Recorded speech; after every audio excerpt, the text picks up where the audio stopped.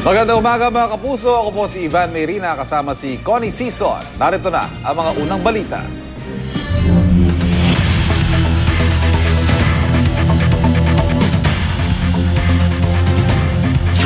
Sa labas ng kapilya, nagpalipas ng gabi ang mga pamilyang nasunugan sa Malabon kahapon.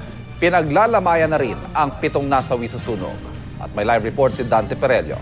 Dante?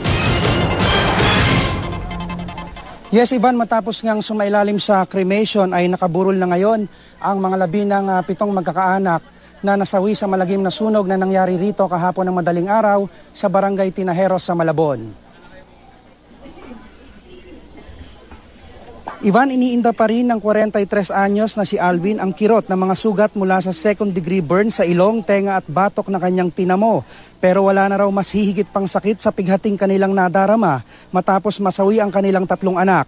Ang isa pa nilang kaanak na si Randy hanggang ngayon halos hindi pa rin makausap matapos masawi rin ang may bahay nito at 2 anak.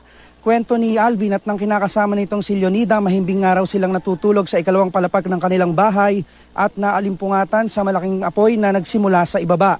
Ginising raw nila ang mga kasama sa bahay pero tanging ang kanilang ama lamang ang nagising at nakalabas pa sa nasusunog ng bahay. Pero muli raw itong bumalik nang makitang wala ang mga apo hanggang sa kasama ng matrap sa loob. Sa ngayon, pinag-uusapan pa nila Ivan kung kailan ililibing ang kanilang mga mahal sa buhay dahil hinihintay pa nila ang iba pa nilang kaanak mula sa probinsya. Nananatili namang walang kuryente dito sa pinangyarihan ng sunog at sa labas ng isang kapilya pansamantalang tumutuloy ang mga nasunugan. Bukod naman sa pagkain, tubig, damit at banig, kailangan rin nila ang katol at kulambo dahil napakaraming lamok dito. Narito ang kanilang mga pahayag. Paglabas ko, lakas na ng apoy. Nagliliyap na mga kuryente. Yun yung mali sa akin. Tayo init. Wala pa rin eh. Hindi ko matanggap din na nasunog 3 ko anak po eh. Hindi lang paano kami babangon umpisahan magawa bahay namin.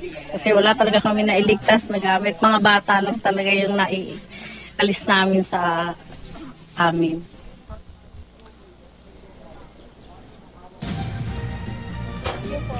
Samantala, Ivan, sa mga oras na ito ay nagpapatuloy yung pamamahagi ng libreng pakaing lugaw sa mga nasunugan rito.